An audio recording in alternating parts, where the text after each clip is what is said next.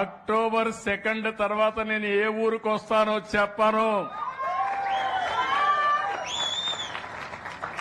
2-3 గంటల కంటే ముందు చెప్పి నేరుగా ఆ ఊరికి వచ్చి నేను 9 నెలలు సమయం ఇచ్చా, ఇంకా పరిశుభ్రత లేకపోతే ఎందుకు లేదో చెప్పే బాధ్యత అక్కడ కలెక్టర్ దగ్గర నుంచి అడ్మినిస్ట్రేషన్ తీసుకోవాల్సిన అవసరం ఉంది.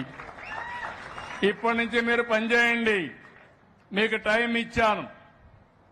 నేను సమస్యలు పరిష్కారం చేయగలిగిన సమస్యలన్నీ పరిష్కారం చేసే బాధ్యత మీ మీద ఉంది. ఇంత మునుపు ఈ మాత్రం కూడా సమయం ఇచ్చేవాడిని కాదు.